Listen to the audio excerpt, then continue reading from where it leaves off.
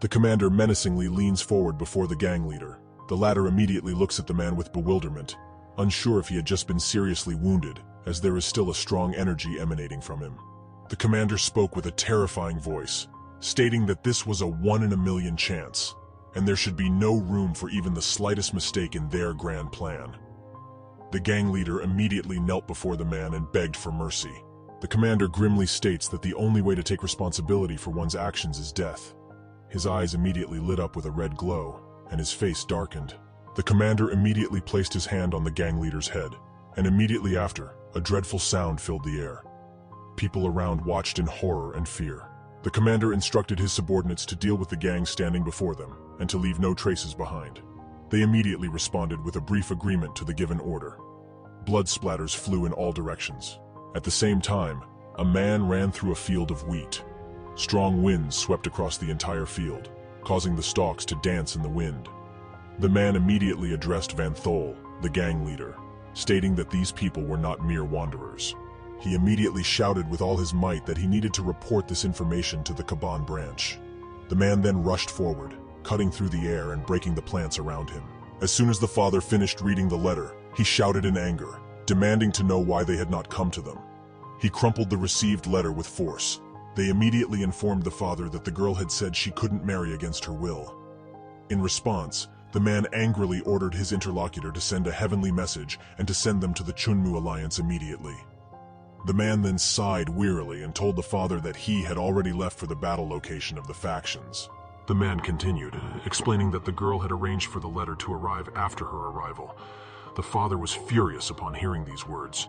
He immediately began to tremble slightly. The father then forcefully pushed the table aside and yelled at the man, questioning how he had raised his children. However, the man quickly remembered that the father himself had told him he would raise the girl as a warrior woman who would represent the Namgun family. The father calmly responded that there was nothing to be done, and that since he wouldn't come, they needed to send Hyun to the Chunmu alliance.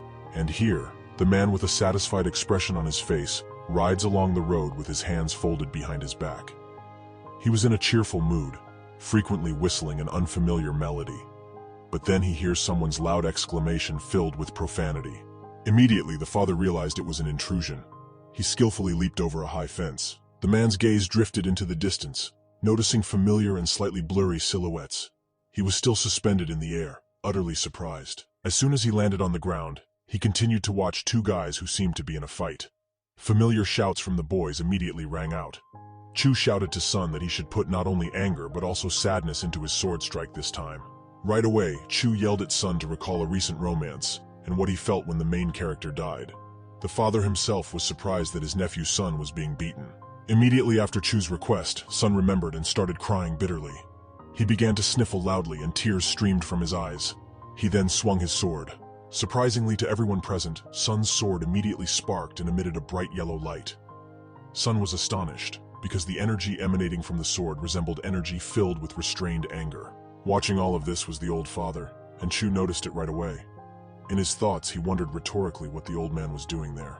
Chu immediately yelled for Sun to stop. The young man dodged the blow and raised his left hand. Sun only looked at the guy standing before him with a sense of resentment and anger in his eyes. He lightly bit his lower lip. Sun immediately cursed loudly and exclaimed that everything was fine just now, and he could have hit his opponent on the head properly. The young man immediately began to swing his sword in all directions with a displeased expression on his face.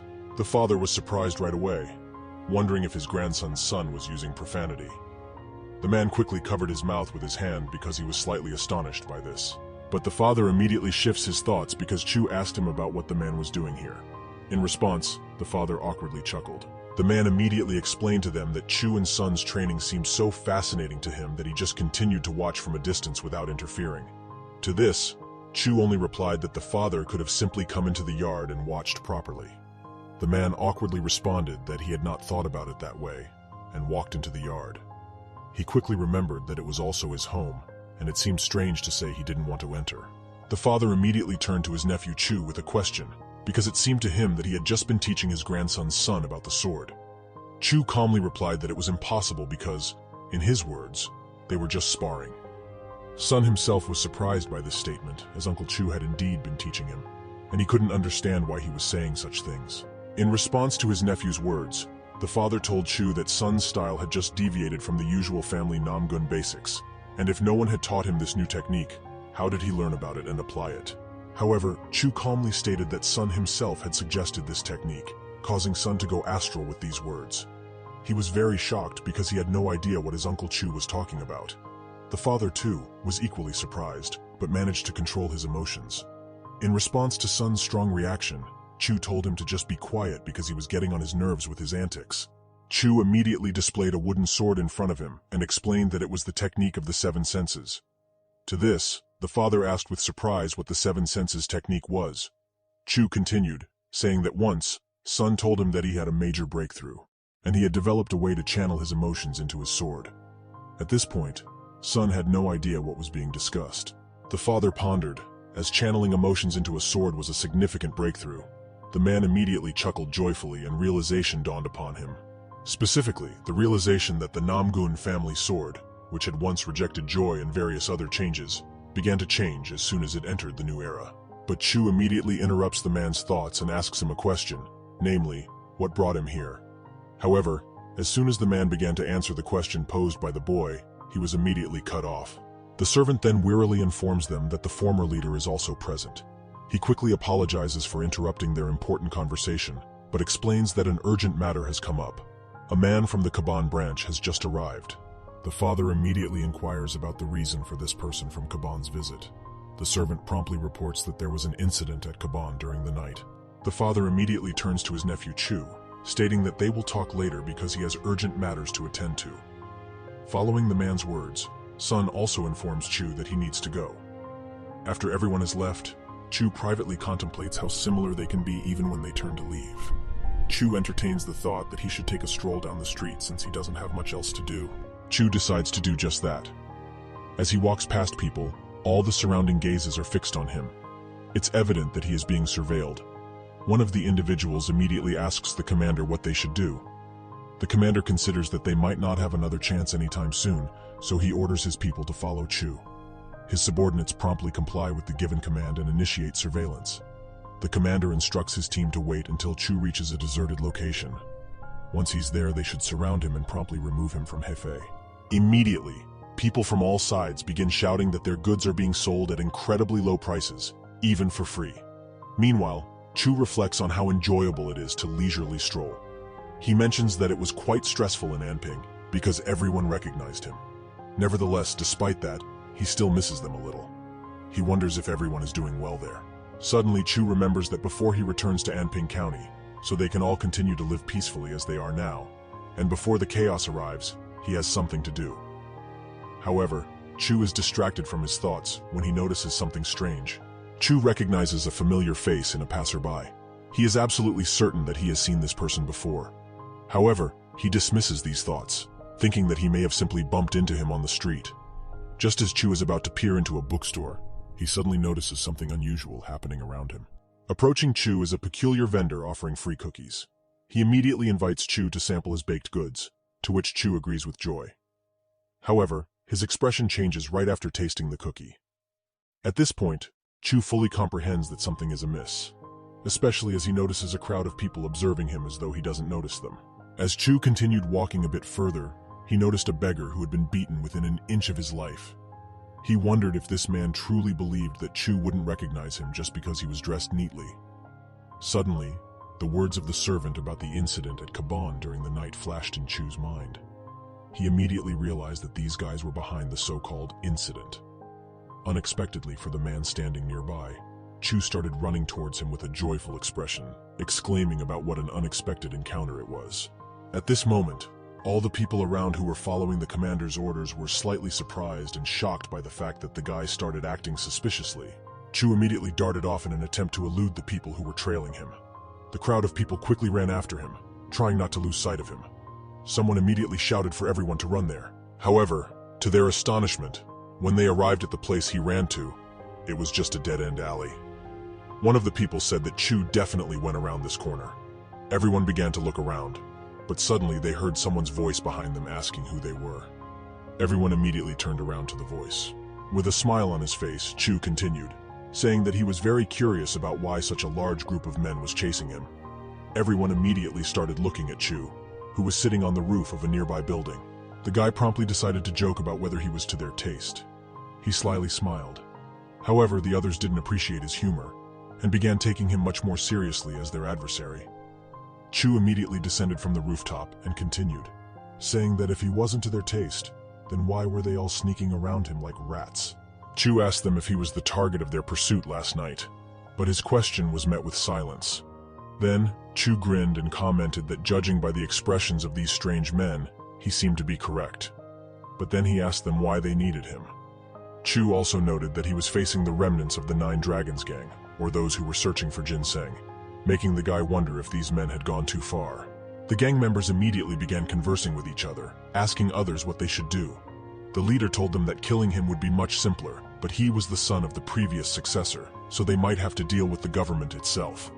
However, first and foremost, they needed to ensure something, namely, whether the guy before them was Jin Weigen, the one who took the virgin ginseng. However, Chu immediately wore a puzzled expression and asked who this Jin Weigen was. He suggested that they had clearly got the wrong house number. The man frowned and pondered whether the guy was innocent, but on the other hand, to obtain virgin ginseng, one needed to attain at least chai release level or higher, and he felt absolutely nothing from this guy. In reality, Chu's body had been trained by the strongest master in Kaban. Did this gang of men really think they could easily see through him? Besides, this gang wouldn't be able to sense Chu's spiritual energy at all. However, if these guys had come all the way here in pursuit of ginseng, they were probably somehow connected to the Servant of Chaos. Chu immediately thought that there was no need to complicate things further, and it would be easier to catch them and get some answers. The leader of the gang immediately apologized to Chu, stating that there seemed to be a misunderstanding. Chu sighed with a smirk and mentioned that they couldn't just take their leave. That was because Chu had become very curious about who these men were. But upon hearing the guy's words, the man ordered his men to subdue Chu. Immediately after this command, 2 men rushed towards Chu. To avoid being subdued, Chu didn't hold back and didn't employ any lethal techniques. The guy slyly smiled. With a single kick, Chu managed to send both men flying in opposite directions. They hit the ground with a loud thud. Chu, wearing a smile, asked them if he looked that weak in their eyes. The gang's leader couldn't comprehend how someone without a speck of inner strength could accomplish such a feat. To this, Chu, as if reading his opponent's thoughts, asked him if he was really that surprised. Chu then lightly kicked the man lying on the ground and stated that since he had gotten hold of these 2, his business was done here. The guy quickly turned his head to the man and asked him how he intended to proceed, whether he would just let Chu go. The man was seething with anger. He called the guy a bastard. Chu, on the other hand, considered that it would be quite uncomfortable for him if all these men were to attack him simultaneously. But then he thought that, on the other hand, there was nothing too complicated about it, and he could change the situation. Chu turned to them with a crafty smile on his face. He asked these guys if they wanted to hang out with him. With a swift move, Chu managed to lift one of the men who had been lying on the ground and quickly ran in the opposite direction from them. The men standing nearby immediately started running after him, with the leader ordering them to chase him. One of the gang's henchmen started catching up to Chu, who was still carrying a man on his shoulder. The man behind him swung his sharp sword to strike Chu, but Chu calmly noticed it. Chu then skillfully dodged the attack, making a sprint forward and avoiding the blow. Chu immediately looked around and noticed a massive horn on the nearby building. He thought that it would be just right for his plan, as he had something in mind by that point. Chu tensed his arms and promptly threw the man's body into the air. When the man landed, he made a huge noise by crashing onto the roof of a building, breaking the tiles. A shockwave emanated from the impact, indicating the tremendous force of the thrower. People inside the building immediately began rushing out, looking alarmed and bewildered by what was happening. Fear and confusion were evident on their faces. Everyone started shouting that the building was collapsing and that everyone inside should hurry and leave. Meanwhile, Chu had already jumped into the air and swung at the same horn on the building with all his might. Enormous chunks of the building scattered all around. There was nothing left of the building where it once stood. Chu left no stone unturned. Only the leader and his subordinate had managed to reach the spot where Chu had run off to, and they were met with this horrifying scene. Chu immediately asked them if that was it, and whether these people had turned out to be much faster than he had anticipated. Chu continued, asking if the leader knew about one thing. The guy immediately fell silent, and there was a hush around him. Suddenly, a horrifying thought crossed the leader's mind.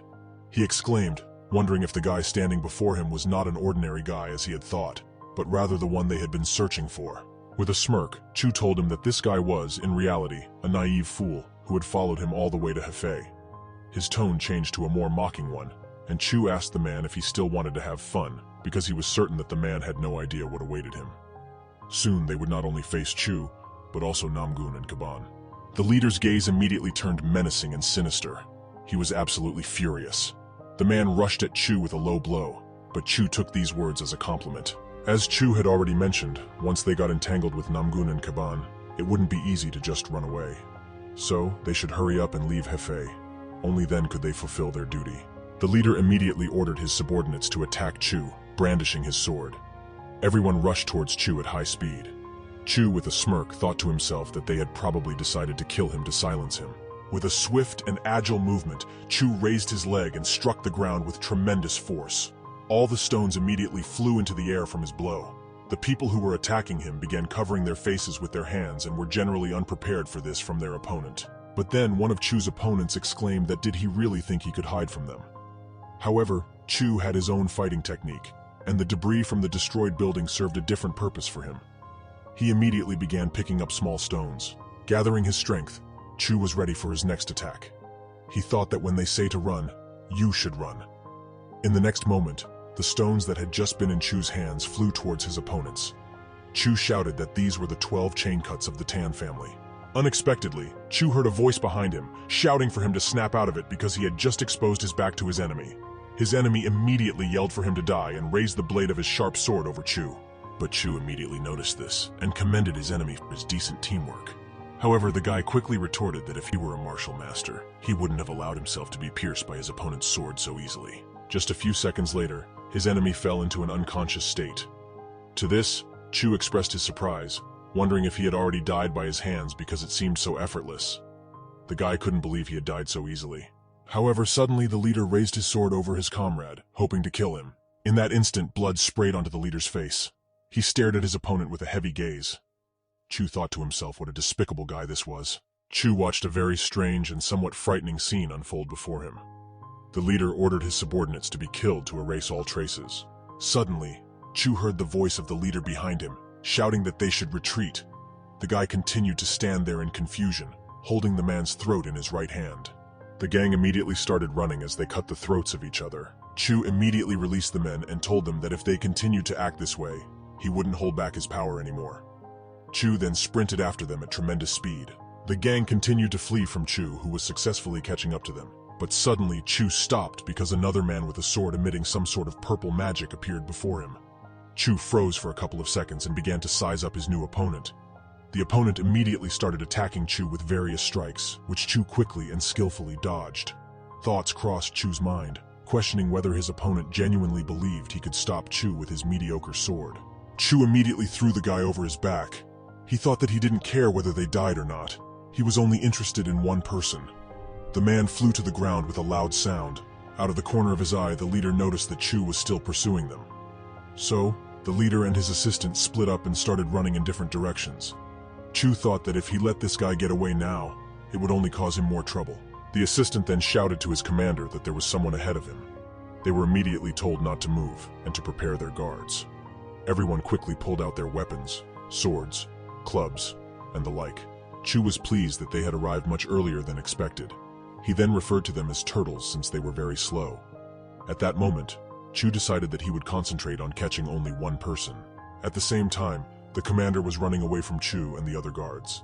He thought that if he allowed himself to be captured by the guy, their grand plan would be in great danger. However, the commander also thought that he couldn't surrender at this moment because he and his gang had come too far, and they couldn't afford to lose everything now. The commander threw a strange black object with red stripes. Black smoke, resembling molten lava, began emanating from this strange spherical object. The commander turned toward Chu and forcefully threw the object in Chu's direction. But the commander was immediately astonished to find that the guy who had been standing next to him had mysteriously disappeared. He couldn't understand how this could have happened because only a moment had passed, and he couldn't have vanished so quickly. Immediately after the red spherical object had flown far away from the commander, it exploded. The explosion was so powerful that it shattered everything around it and created a shockwave of air. Suddenly, to the commander's surprise, a punch from Chu hit him in the cheek, with Chu telling him that he needed to pay attention to him right now. The man was bewildered, unable to evade the blow. Chu quickly invoked a spell and moved his hand behind his back, preparing for his next attack. The commander was immediately impressed into the ground by Chu's strike, sending up a cloud of dust and dirt. Rocks flew into the air, and dust filled the atmosphere. Chu immediately stretched leisurely and turned to the commander, saying that perhaps it was time for him to come to terms with the current situation because, judging by the looks of it, his subordinates had also suffered quite a bit. Upon hearing these words, the commander only asked the guy what kind of creature he really was. The man was covered in bloodstains and splatters. Chu immediately followed up with a question, asking whether he had been hiding his true power from the 7 U's all this time. However, Chu disapprovingly shook his head, stating that he wasn't very pleased with this guy being the first to ask questions. He mentioned that they were following the wrong sequence, and added that the winner of a battle gets to ask the first question. The guy then asked the commander which family he belonged to, but the man remained silent and lay on the ground. To this, Chu shrugged his shoulders, saying that if this guy didn't want to answer the question, there was nothing they could do about it. The guy then suggested that since they were now alone, they could take their time getting to know each other better. The commander began slowly and cautiously getting up from the cold, bloodied floor, realizing that the situation had reached an impasse, and all his subordinates would soon meet their pitiful ends. The commander also understood that he would meet the same fate, but he knew that even though he was destined to die, he would take this cheeky guy with him to the afterlife. The commander pointed his sharp sword toward Chu and prepared for an attack. Chu remarked that he recognized that look and wondered if this guy was planning something before departing from this life. He added that the guy's intentions were written all over his face. In response, the commander's voice trembled with anger as he asked if everything that was happening was just some kind of joke to this guy. These words made Chu contemplate whether Kaban and Namgun's people had not yet found them.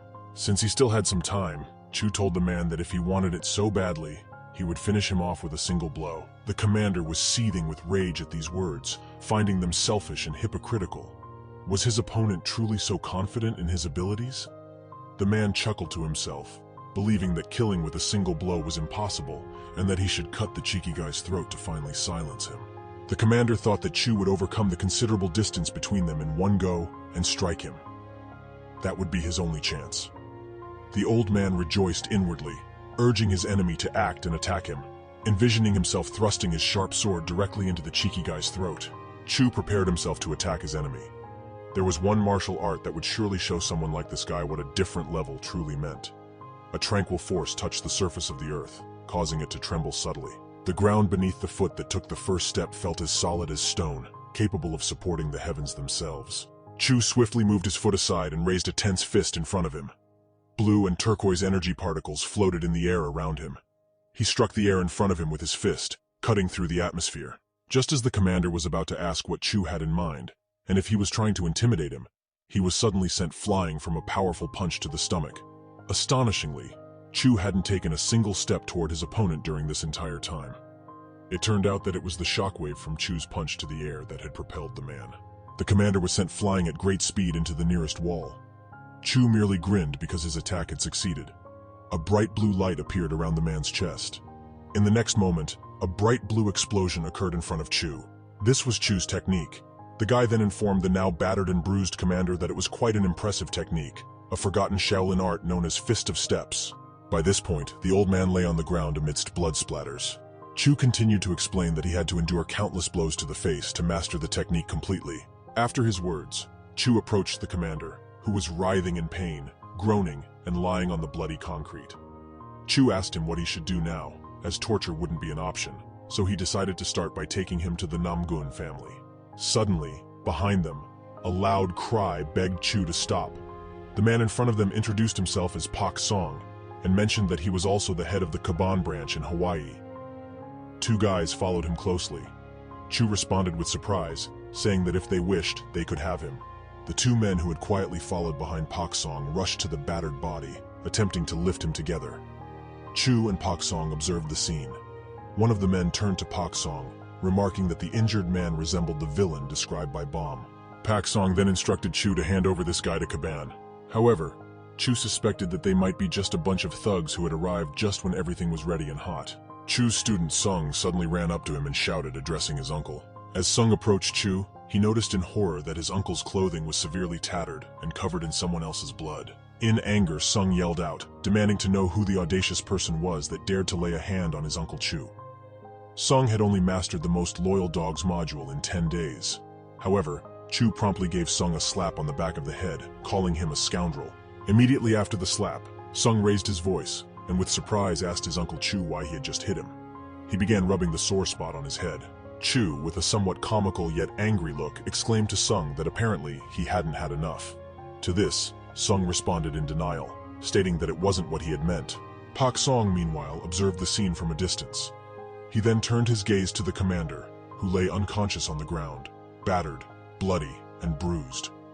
He quietly noted to himself that the commander didn't appear weak at all, and that all his comrades had already reached the level of chi release and chi shot.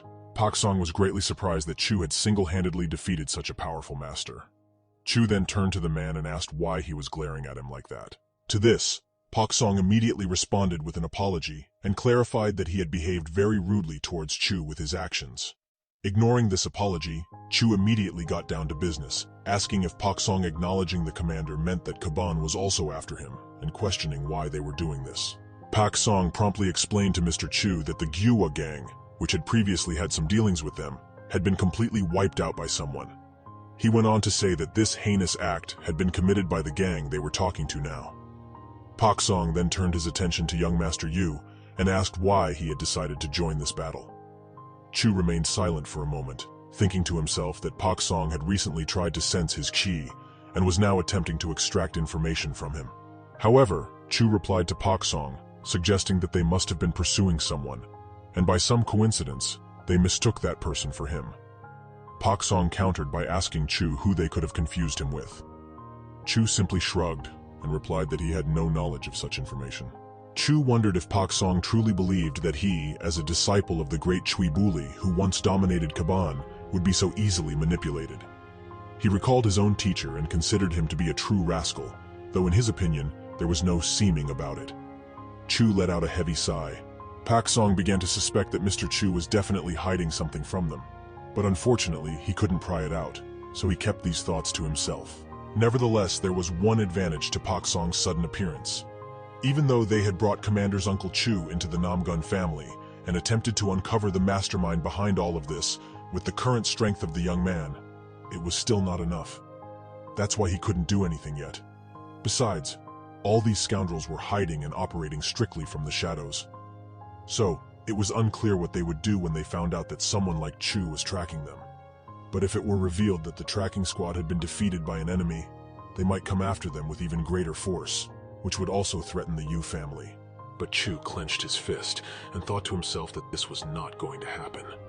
This was precisely why he needed to redirect their attention, especially now that he had learned that the servant was not just an ordinary person, and that they possessed power. Chu immediately came up with a brilliant idea for diverting attention to another target.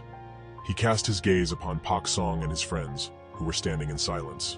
Chu thought that these guys would be perfect for diverting the enemy's attention, and if these Kaban psychos were determined to dig up someone's secret, they would undoubtedly clash with the servant and his loyal army in the future. This was how Chu could buy himself some free time. Right now, Chu's task was to send a small impulse, and the reaction would follow naturally. Chu told them that it seemed like someone was behind them, and from what he heard from the guys, there was something about the overturned sky. Upon hearing these two words, Pak Song reacted even more intensely than the blazing sun in scorching heat. He enthusiastically exclaimed that the young master should deliver his message to them. Chu then told Pak Song that things couldn't go this way, and pointed out that he understood their position. Still, he himself had almost died. Chu asked him to look at the wound on his arm, which in reality was just a small scratch. Chu abruptly turned and started giving Sun a menacing look. In his thoughts, Chu wondered why Sun wasn't immediately helping him, as if he didn't know what pull and push meant. However, Sun had no idea what his Uncle Chu wanted from him, and continued to be puzzled by Chu's piercing gaze. Sun began to think that he must have done something wrong, or that something was hurting him terribly. Sun tried to concentrate because, after all, he was Namgun's son, the heir to the Namgun family, and he had received an excellent education not only in martial arts, but also in statecraft and arithmetic.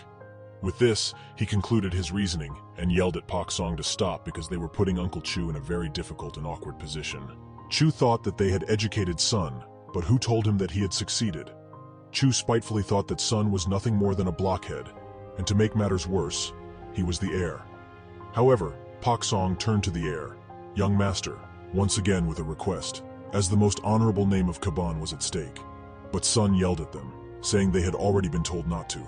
Chu's hand suddenly slapped Sun's face, and he reluctantly agreed to Pak Song's request, stating that there was nothing they could do if the leader was asking so earnestly.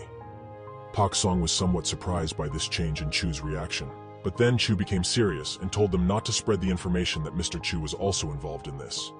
He warned them that as soon as they learned any information about their identities, they must report it to him. Chu continued, saying that if they all gave him these two promises, he would gladly hand over the item. Pak Song immediately smiled with a glint in his eyes and assured Mr. Chu that he would take full responsibility, swearing by his name. Chu then turned his back to the guys, wearing a cunning and satisfied grin on his face.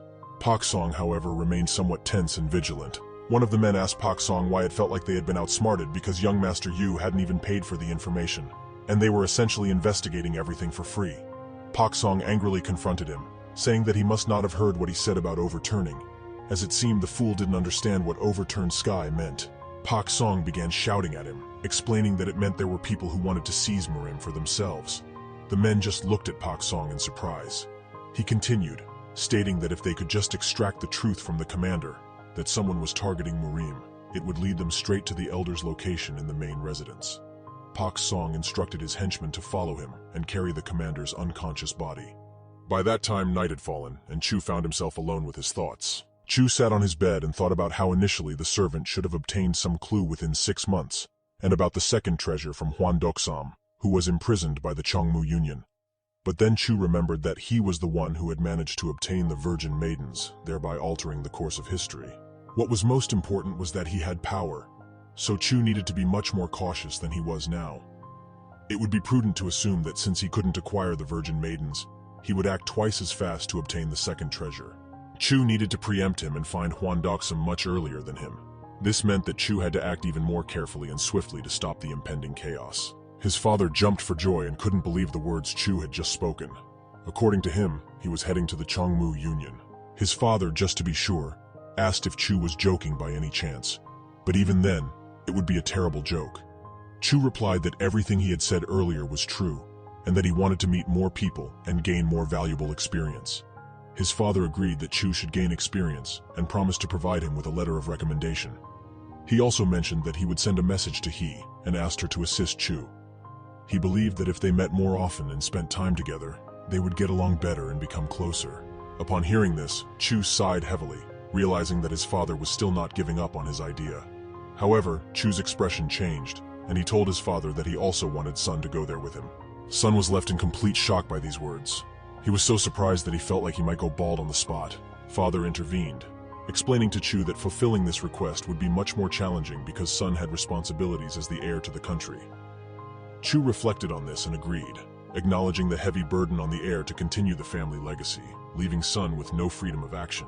After his words, Chu stood up from his seat and said that he needed to gather his belongings, so he should leave early. Sun was still perplexed because he knew this man wouldn't give up so easily. Father assured Chu that he would talk to the leader and take care of preparations for Mr. Chu. Chu headed for the exit of the room, and his father continued to gaze at him with a bewildered look. Chu quietly whispered to himself that besides he and the Murim Union, there were still others from the 5 hills. Hills referred to women who were rising stars in Murim, representing righteous sects. Father was very alarmed by these words because they were not part of his plans. He quickly made an astonished expression and scratched his head. Exiting the building, Chu mentioned that fate was entirely unpredictable, suggesting that they might get closer, leading to a wedding not far down the road. He even joked about the possibility of having children together. Then he swiftly changed the subject, mentioning the arrival of spring and the pleasant weather during this time of year. Father urgently shouted to convene a family council. His hair stood on end in shock. The father shouted urgently to convene a family council immediately. The hairs on his head stood on end. Chu, on the other hand, had anticipated this reaction, so he continued with a smile on his face, then jumped and clicked his heels together. He was skilled at manipulation, and that's where he achieved his goal. The events take place in Yangzhou. A man orders someone to keep a closer eye on someone. Then one guy takes a folded piece of paper from his cloak. The man who gave the order questions why all this fuss is necessary, but the guy replies that he's doing it with a pure heart, and they are not strangers to each other. Immediately, the man turned to the porters and asked them why they were taking so long with all these things.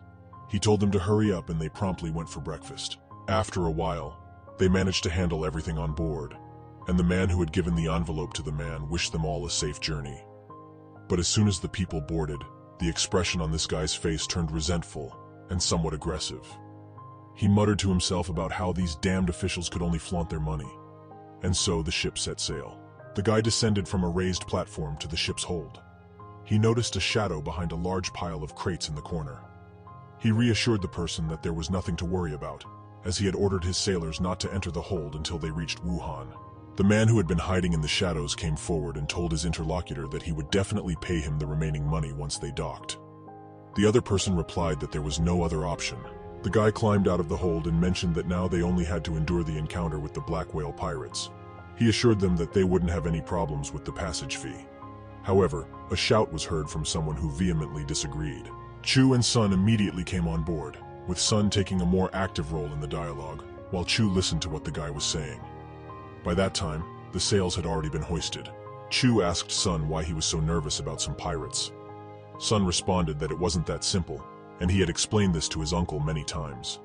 Sun continued, mentioning that catching the pirates would be good, but what about all the losses they would suffer in the process of a fight? Chu, on the other hand, thought that the local situation was like a dark, wild forest for him. But it wasn't such a big deal.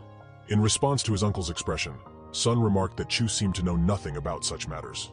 The guy continued, explaining that if they provoked the Yangtze River pirates, there could be much more serious consequences than Chu could imagine. Sun asked his uncle what would happen if, by clashing with these pirates, he instigated a conflict with the Yangtze River faction. Was Chu planning to deal with all the pirate gangs on his own again? To this, Chu asked the guy if he always talked so much. Sun replied that there was more to it, and they also had a monster with whom his grandfather had an ongoing feud.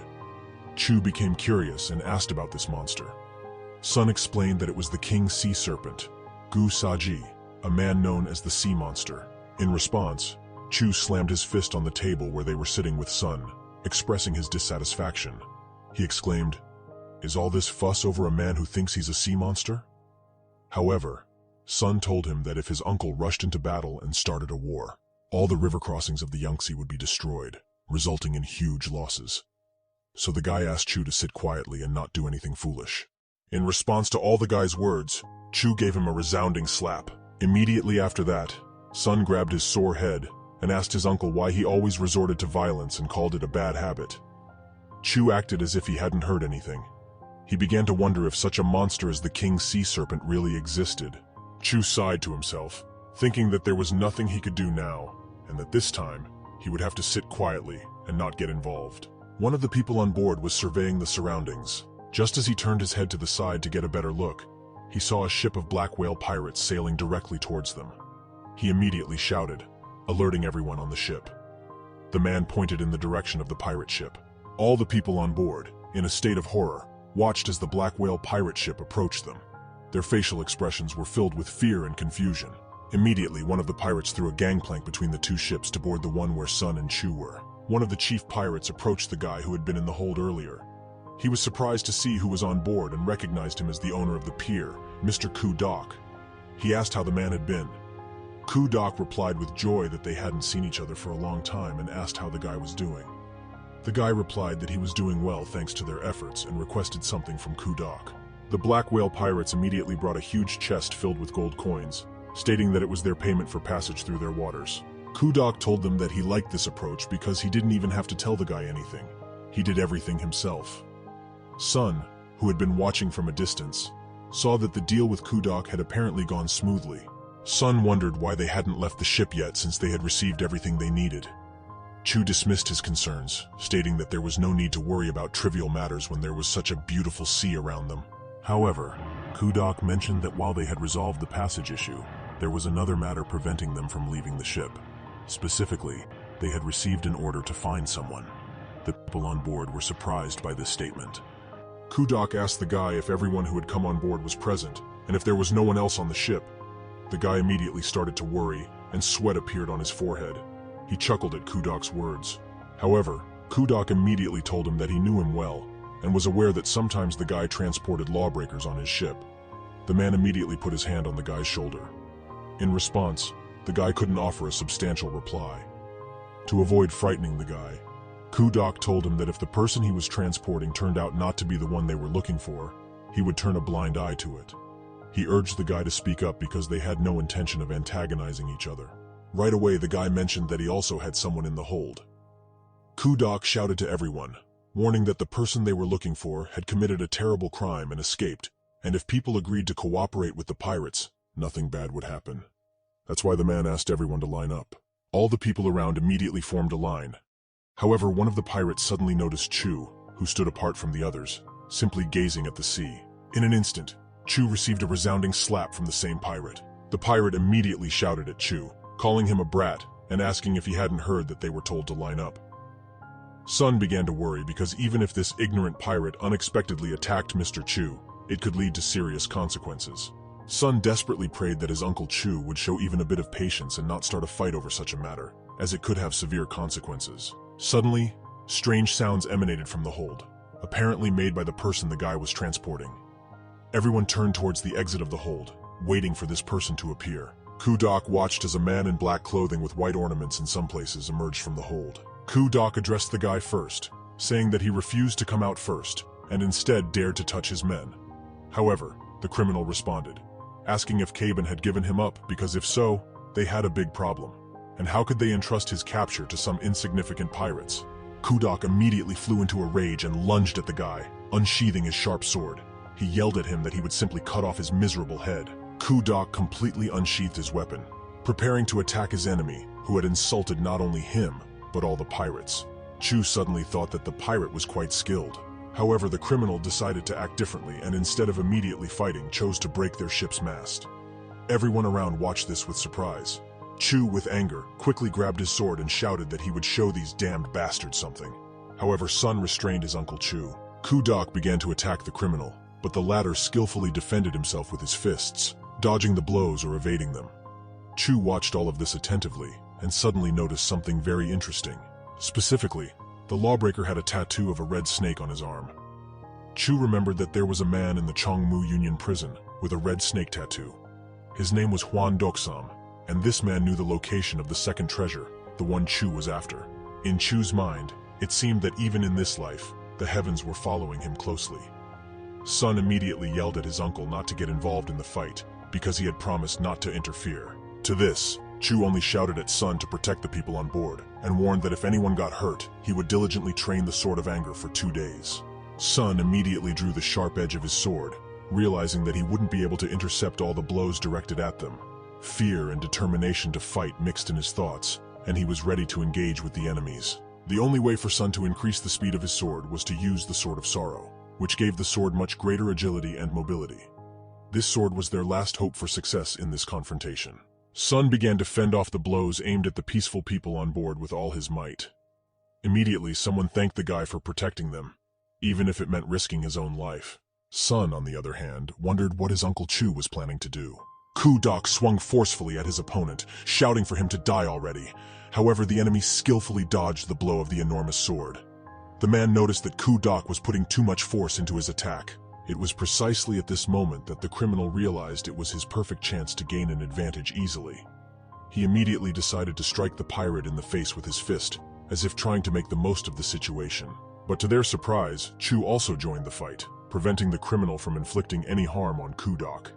It was like pouring gasoline on the fire that had engulfed them. Chu skillfully knocked Kudak's large and heavy weapon out of his hands in one swift motion. Both men were in shock and clearly did not understand what was happening. Chu tensed his fist and drew it to the side, gathering strength for a future strike. He immediately delivered a precise blow to Kudak's abdomen, sending him flying from the force of Chu's punch. The man cried out in pain from the impact. The criminal immediately asked Chu why he did that, but Chu was interested in asking him only one thing, whether he was Huan Doksam, the person he had mentioned earlier. At the mention of this name, the criminal flinched slightly, and sweat dripped from his face. He was clearly nervous.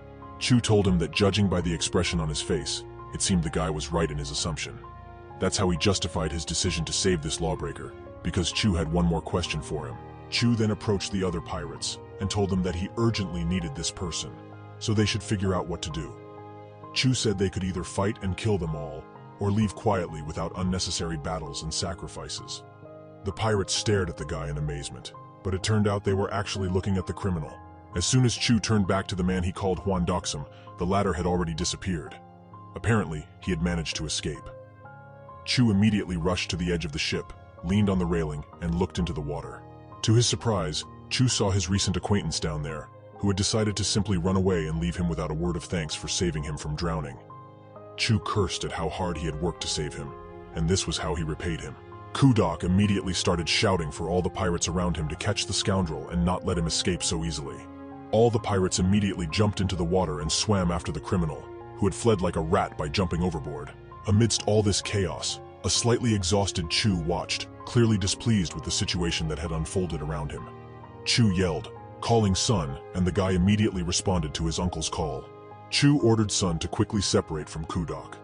The pirate who had been sitting on the floor was still in shock because he didn't understand if they were talking about someone else or him. Chu also told Sun that if he couldn't carry out the order he had given him, he knew exactly what punishment awaited him. A shiver ran down Sun's spine, and he was terrified because he remembered he would have to train the Sword of Anger for 2 days. Chu also clarified that if he let Kudok escape, he would have to train anger for an entire week. Sun loudly declared that he was ready to go to the ends of the earth to ensure the criminal didn't get away. Chu, in turn, turned around with a smirk on his face. He approached the edge of the ship, gathering his strength and preparing for action. Chu immediately made a determined leap from the ship, causing the water to explode around him, creating a small water bomb. The people were surprised when Chu transformed into a shark, thus conserving his strength and not exerting himself too much while swimming in his human body. Chu quickly swam towards the criminal, keeping him in sight. Kudok, still shocked by what he had just witnessed, heard a voice behind him. Sun finally decided to ask the pirate who this person was and why they were chasing him. Sun also remarked that his Uncle Chu was incredible, as he hadn't even noticed when he had learned this aquatic art. He had heard from the head of the Yu family that Chu had spent a lot of time splashing in the water to lose weight, so he assumed that's when he must have learned it. Kudok, still struggling to get up, asked Sun who he was. In response, Sun started approaching him and drew his sword from its sheath. Sun calmly explained that he remembered that his Uncle Chu had ordered him to deal with the pirate. Kudok himself loudly exclaimed, wondering if this guy was insane and didn't know who he was. To this, Sun replied to Kudok that he was a very angry pirate who nearly sent everyone on board to the afterlife. Kudok himself yelled in surprise. Sun then placed his palm on Kudok's head and said there was no need to talk about it because he had been ordered to deal with the pirate, and that's exactly what he would do. While the pirates ahead continued to swim, Chu approached one of them and addressed him. He knocked down Mr. Huang, to which he exclaimed that this guy was a real troublemaker. Huang immediately drew his sword and struck where Chu had been before, but he was surprised to find no one there now. Just as Huang was about to check where Chu had gone, the man descended from above and landed a kick right on Huang's face, successfully landing. Chu pushed off from Huang and leaped further. Huang, on the other hand, swiftly started descending towards the seabed. It was then that Chu had a brilliant idea, in his opinion. He was confident in his actions and determined. Chu began jumping on the heads of the pirates heading towards Huan Doksam. He also started articulating a thought he considered very clever. Namely, if Bodhidharma was able to cross the vast Huanghe River on a single reed leaf, then it also meant that Chu would easily be able to cross the Yangtze River by leaping over the heads of the pirates. Chu shouted to Mr. Doksam that he should stop right now, and finally stop running away from him. Huan Doksam himself was amazed that Chu had effortlessly overcome this pitiful crowd of pirates. He wondered if this guy turned out to be a great master who could use water-walking techniques. In reality, Chu was just exceptionally skilled in martial arts. But even in this situation, Huan Doksam couldn't simply surrender or lose to his enemy. He immediately leaped to confront Chu, preparing for a strike. Chu told Huan Doksam that it made no sense for him to waste his energy, because he wouldn't put much effort into their fight. As soon as Huan Doksam delivered his first blow to Chu, it posed no difficulty for Chu to evade his attack without much effort. However, Chu countered with a strike of his own to Huan Doksam to keep him on guard. Specifically, he grabbed the man by his collar. Chu then used all his strength to throw Huan Doksam onto the nearest land, all while keeping a vigilant eye on his opponent. Huan Doksam screamed loudly during the flight, because he could never have expected such a move from his adversary. Chu told him that this was precisely why he shouldn't have wasted his strength, because Chu had just told him that he wouldn't kill him. Instead, he wanted to save him in exchange for some information he was interested in. Huan Doksam immediately exclaimed, questioning why he should trust someone like Chu. In response, Chu pointed out that he hadn't even had a chance to introduce himself, and Huan Doksam was already hurling insults at him. He then landed a precise blow to Huan Doksam's chest. After this blow, Huan Doksum realized that he couldn't even move his left foot's finger. Chu reassured him that when one's willpower was suppressed, they couldn't die. He told Huan Doksum not to hold any grudges, but simply to understand that he was afraid the man might try to escape again. He was about to ask Chu who he was when he received 2 precise and swift strikes approximately in the area of his collarbones. Imagine his surprise and sheer shock when, opening his mouth, he couldn't utter a word. To this, Chu reassured him somewhat, but still told him that when his will was suppressed, he wouldn't be able to die. He also advised Huan Doksum not to hold a grudge against him, but the guy was simply afraid that the man might escape from him again. Chu immediately turned his face to the other pirates who were emerging from the water with various weapons. The guy asked Huan Doksum how he should deal with all of them. Chu realized that by this point, quite a crowd of these pirates had gathered around them, and it would be somewhat problematic for him to fight them all alone. But then the guy noticed that hidden weapons of the Seven Tan were nearby, and that was exactly what he needed right now. A massive group of angry pirates rushed towards Chu, shouting aggressively that they needed to capture Chu urgently, as well as the lawbreaker. Meanwhile, Chu calmly collected all the necessary weapons scattered around them. Initially, Chu had a very calm and patient character, but as his very cruel teacher, An Su, used to say, everything in existence can become concealed weapons against your enemy. When a person reaches a certain level, they can use not only stones, but also sand as weapons when necessary. But for now, Chu had enough of what he had. In the Nine Dragon Fortress, Chu used snow as a weapon, which was abundant there. Now he was using rocks, which flew at the pirates at great speed. Immediately, half of the pirate gang was defeated with just a simple move by Chu. They lay with large bumps on their foreheads and bruises all over their bodies. The remaining pirates were very frightened because they didn't know what to expect from their incredibly strong and powerful opponent, Mr. Chu. Chu mentioned that such a fight with the pirates could certainly ignite a war between them, as his younger nephew Sun had warned. In the process of their fight, innocent people could also get hurt, and that would be a bad outcome. But then Chu picked up a sword that a pirate must have dropped earlier. He told the pirate that in that case, he should cover his tracks and eliminate witnesses. The pirates immediately started running in the opposite direction of Chu because they were very scared of what he might do to them. However, Chu took a step back, gathered more strength, and made a few swift strikes with his newly acquired sword. His strikes were precise and accurate. Chu discarded the sword he had borrowed from the pirate and threw it into the ground with force. He then told Huan Doksum that they had successfully dealt with the pirates just now. Now, Chu was entirely focused on Huan Doksum. Grabbing him by the chin, Chu told him that it was time for them to have a little chat. Chu finally restored the man's voice, and he immediately exclaimed, asking who the hell he was. To which Chu replied that he was Jin Weigen. It was uncertain whether Huan Doksum was connected or had informants. That's why Chu couldn't reveal his true identity to the man. Now Chu needed to carefully consider how to extract information from him. Chu told Huan Doksum that he would ask him one thing, and he better answer seriously. Specifically, he asked where the 1,000-year-old conch was located. Huan Doksum's expression immediately changed, and he was very surprised that Chu knew about such information. Chu excitedly exclaimed that Huan Doksum did indeed know the whereabouts of the 1,000-year-old conch. He immediately asked where it was. Huan Doksum tried to pretend he had no idea about this conch and replied that he didn't know. At that moment, Chu stood up and told Huan Doksum that he would check right now whether the man really knew nothing about the conch and where to find it. Chu began kicking the man vigorously, saying that he might sleep soundly, but if he confessed before being buried, he wouldn't need to sleep. Chu started telling Huan Doksum that it wouldn't be on the front yard or in the mountains behind the house. Huan Doksum thought that Chu was a complete psycho. Observing all of this from afar was Sun. He wondered why Chu was going so far, and noted that his uncle was beating Huan Doksum much harder than when he knocked him out. But Sun got distracted and turned to Kudok, addressing him. Sun told him not to hurry, and advised Kudok to swim as slowly as possible.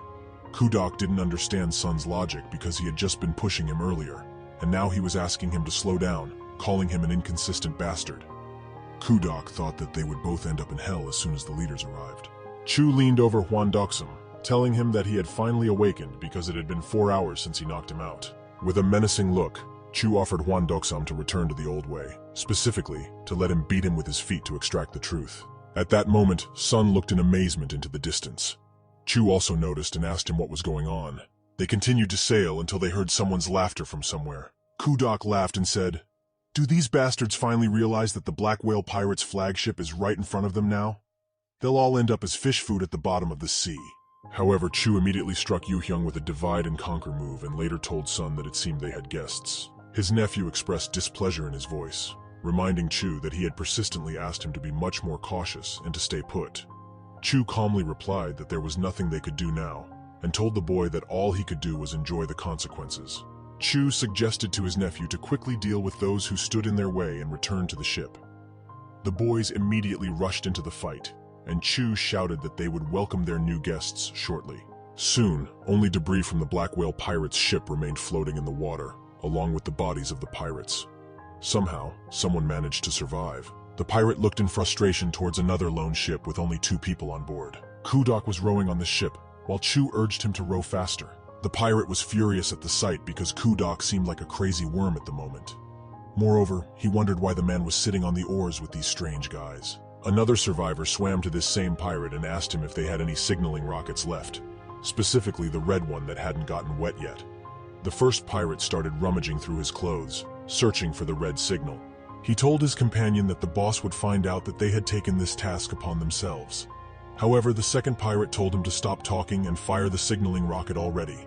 He also said that, okay, they might get a few curses from the boss, but was it really so important when the pride of the Black Whales was at stake? The pirate immediately aimed the signaling rocket upward, thinking that when it soared, that person would definitely come here. The pirate thought to himself about the Water Tamer King, who had subjugated all other pirates, and how even the warriors of the battle world were afraid of him. While the official sat calmly, he received reports that the red rocket had been launched over the Yangtze River. He immediately became agitated, and as he stood up from his seat, loudly banged his hands on the table, shouting inquisitively. This was Chagal Subom, the great advisor of the Chonmu Alliance. A man burst into Chagal's presence, informing him that exactly 2 hours ago, the red rocket was fired in the vicinity of the Yangtze River. Furthermore, a large number of pirates were converging from the river mouth, urgently demanding the opening of the passage to the Yangtze. Chagal Subom was surprised by these words because wasn't the red rocket a pirate signal that pirates only launched when the level of threat was highest? Chagal Subom immediately asked the man for the reason why the pirates fired the red signal. The man, confused, replied that they currently had no information about it. Chagal Subom yelled at these fools, saying that it had been 2 hours already, and they still hadn't found out the reason for launching the red rocket. The leader was furious with his careless subordinates. Chagal Subom thought that even if this matter was so important that the pirates had launched the red signaling rocket, they must obtain it because the enemy of their enemy was their ally. Chagal Subom slammed his hand on the table and instructed the man to relay his order to the Green Dragon's leader to immediately head to the western checkpoint in Wuhan and suppress the numerical protests. The man shouted back that they couldn't allow the pirates to gain another waterway, which included the Chonmu Alliance as an ally. Chagal Subom inquired about the exact location from where the rocket was launched and received the response that it was known to be a water route from Anhui to Hubei. The man immediately realized they were referring to the Black Whales. Without wasting a moment, he asked where the Water Tamer King was currently located. He was informed that according to the reconnaissance report, he was in the vicinity of the Azhou district. Chagal Subom asked about Kavan, who was visiting the Alliance and had the highest position among the Kaban guests. He was told that the youngest Wandering Dragon had arrived here to take the entrance exam for the Hidden Dragon Squad. Immediately, a disapproving exclamation was heard, questioning why he was being disturbed precisely at this moment, in the middle of the dark night. But he was informed that a red rocket had been launched over the Yangtze River. The guy remarked that even in such fantasies, there should be a limit, specifically referring to Kavan, the youngest and Wandering Dragon of Kaban. Kavan immediately explained to the guy that he had been lying face down on the table next to him and asked him to get up. However, he couldn't get up for some time. The guy he had been sleeping next to pushed Kavan's hand away. Kavan complained to himself about overindulgence and how excessive drinking on a night like this was very harmful to one's health. Kavan shouted again for the guy to get up. Finally, he responded. The guy asked him why Kavan was bothering him, especially in the middle of the night. Kavan told him that his majestic uncle had sent him on a mission. The man asked, "So what's the big deal?" Kavan angrily exclaimed that he had to leave for Shanxi tomorrow urgently, where conflicts had broken out with the groups. This meant that they wouldn't be able to see each other for a long time. The guy looked puzzled and asked what the point was then in what he had told him. Kavan sighed heavily because he was his friend, and they needed to say goodbye somehow. The guy just shook his head disapprovingly and said that what kind of goodbyes could there be when his alcohol was about to come out right now. Kavan merely stated that he wouldn't expect an ounce of sentiment from his friend. The guy then produced a rope from somewhere and began tying knots in it. Kayvon handed this rope to one of the nearby men, telling him to take this knot and head to the crossing, where they would find a group of wanderers. They should thoroughly search the waterway of Wuhan to the north. The guy rubbed his eyes wearily and said that now they could live in peace. And possibly, very soon, the water tamer king himself would intervene in the matter. The guy mentioned that he didn't really want the generous wanderer to suffer unnecessarily. In the night, two people were rowing across the sea in a boat, cutting through the water with their oars. On the boat itself stood a man of interesting appearance, and a dragon was depicted on his clothing. The remnants of the ship were floating in the cold night sea. The crowd of people was deeply worried and fearful for their lives because they were left without any assistance on a broken ship with no hope of rescue. They also watched as the guys dealt with the enemy pirates. Immediately, Sun overthrows one of his opponents, who cries out in pain and falls to the ground, releasing his sword from his hands. Sun turns towards his uncle and looks with interest at what he's doing there. It turns out that Chu had just defeated his opponent as well. The pirate's body falls to the ground with a crash. After Chu managed to defeat his opponent, he turned to look at a somewhat horrifying sight. Because as soon as they returned with Doxum in tow, a large number of dispatched pirates were heading towards them. Chu thought that no matter how many they defeated, the pirates continued to arrive from the sea. Chu shouted to Kudok, addressing him. The pirate immediately responded. Lord Yu understood perfectly well that he couldn't allow himself to be tied up. Chu asked Kudok where the nearest dock in the vicinity was, and they should disembark exactly there. Kudok shouted his agreement, and his men immediately started rowing with their oars on the water.